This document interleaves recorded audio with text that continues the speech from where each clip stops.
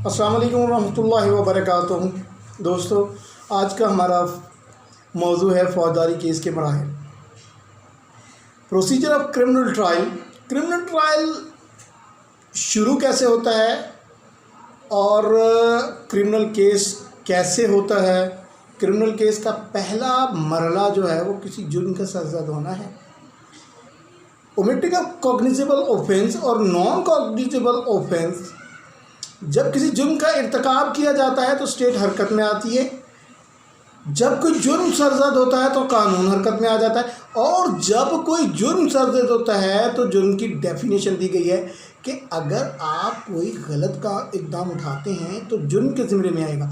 वो कहीं बयान होगा किसी स्पेशल लॉ के तहत या पाकिस्तान पीनल कोड के तहत।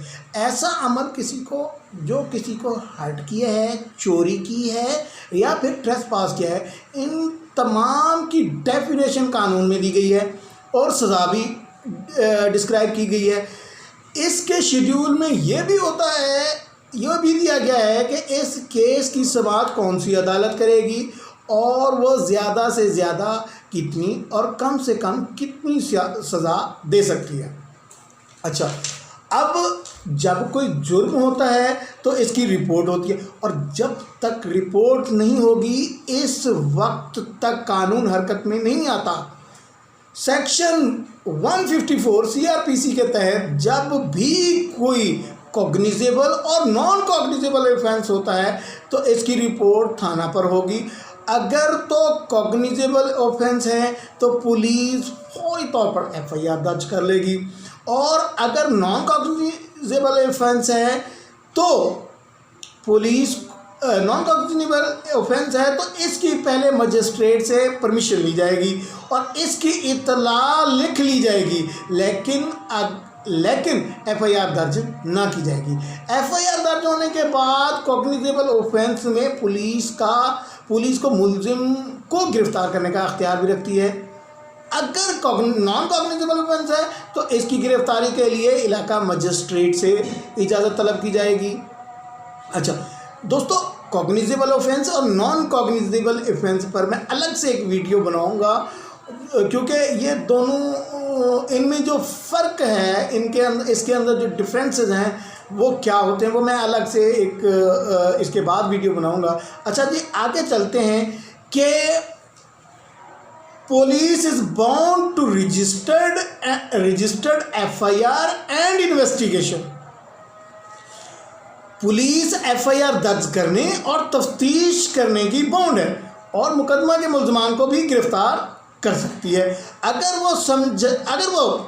पुलिस समझती है कि मुकदमा झूठा दर्ज हुआ है तो वो एफआईआर को भी खारिज कर सकती है। अच्छा, अब दोनों सूरतों में केस प्रोसिक्यूशन के लिए भेज दिया जाता है, इनके खारिज होने की सूरत में भी और एफआईआर गिरफ्तारी की सूरत में भी। अच्छा जी, अब प्रोसिक्यूटर जो सरकार की तरफ से होता है, जो प्रोसिक्यूट करता है, अदालत को ये एविडेंस आई है और फिर अदालत के रूबरू पेश कर देती है। अब ये अगला मरला कोर्ट्स। अब कोर्ट्स क्या हैं? अच्छा जी, कोर्ट्स इंडिपेंडेंटली देखती है कि जुर्म साबित हुआ है या नहीं। अच्छा, अगर मुल्जिम गिरफ्तार नहीं हुआ तो इसके पास रेमेडी है कि वो अदालत से इंटरिम बेल हासिल करने के लिए अप्लाई करता है। अदालत पुलिस से रिकॉर्ड मंगवाए। अब इसके दो फरीक हैं, एक मुल्जिम पार्टी जो कि डिफेंडेंट पार्टी है। अच्छा, जो कि डिफेंडेंट पार्टी है और दूसरी पार्टी जो है वो कंप्लेनेंट साइड की होती है जिसने एलिगेशन लगाया है और इसको साबित करना है। दोनों के आर्गूमेंट सुनने के बाद अदालत या तो बेल ग्रांट कर देती है या फिर बेल खारिज कर देती है। तो दोनों पार्टियों को अपील का हक हासिल होता है। अगर बेल प्री अरेस्ट खारिज हो जाती है तो मुलजिम गिरफ्तार हो जाता है तो वो आला अदालत में बेल के लिए जाएगा, और अगर बेल बिफोर अरेस्ट मंजूर कर लेती है तो कैंसिलेशन, तो कंप्लेनेंट पार्टी कैंसिलेशन के लिए जाएगी। अगर मुलजिम गिरफ्तार हो जाता है तो बेल मंजूर हो जाती है, तो पुलिस को इन्वेस्टिगेशन का इख्तियार मिल जाता है। अगर पुलिस इसे गिरफ्तार करती है और मुलजिम से इंटेरोगेट करती है, अगर पुलिस ये समझती है कि इससे इन्वेस्टिगेशन नहीं हो सकती, तो पुलिस विद इन 24 आवर्स इलाका मजिस्ट्रेट के बाद रिमांड के लिए इसको पेश कर देती है। जो समझदार मुलजिम होते हैं वो अपना वकील पेश करते हैं, और मुलजिम के वकील की ये कोशिश होती है कि कम से कम दिनों का रिमांड मिले। अच्छा जी, अब जबकि कंप्लेनेंट के वकील की कोशिश होती है कि मुलजिम को 14 दिन के लिए रिमांड मिले, 14 दिन का रिमांड मिले, जबकि इलाका मजिस्ट्रेट केस की नौइयत को देखेगा।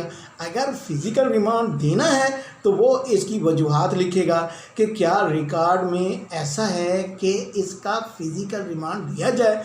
अगर इसके ख़िलाफ़ एविडेंस भी नहीं है तो इलाका मजिस्ट्रेट अंडर सेक्शन 63 CRPC के तहत मुलजिम को डिस्चार्ज कर देगा।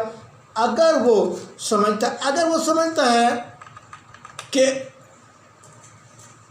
कुछ एविडेंस हैं, मुकम्मल एविडेंस नहीं है, लेकिन इतनी एविडेंस नहीं कि इसका फिज़िकल रिमांड दिया, इसको फिज़िकल रिमांड पर भेजा जा सके, तो इसको जुडिशियल लॉकअप में भेज देगा।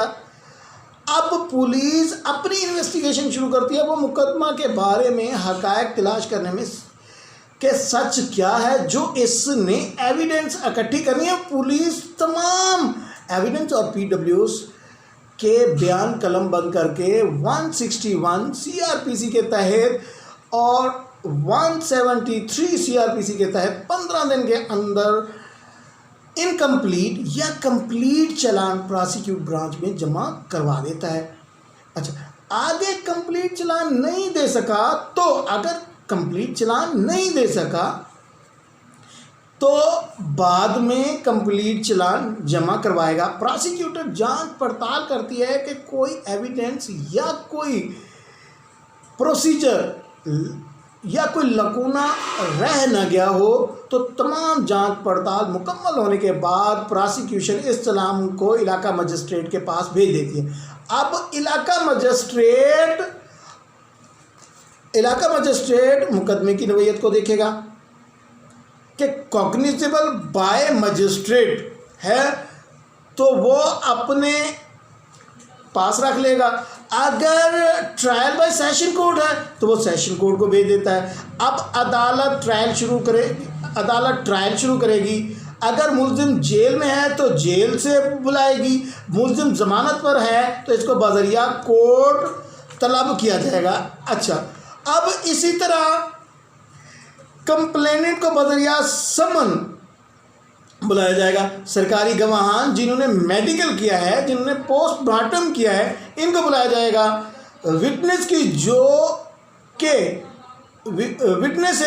की जो कापियाँ वो मुलजिम को दी जाएंगी, इसके 7 डेज़ के बाद चार्ज फ्रेम करती है। मुलजिम पर कौन कौन से इल्ज़ामात हैं जिस पर मुलजिम इसका जवाब देता है कि वो जाहिर है मुलजिम ने तो जवाब देना है। अब इनकरेक्ट कि वो जो भी है सारे इनकरेक्ट हैं। अब प्रोसिक्यूशन अपनी तमाम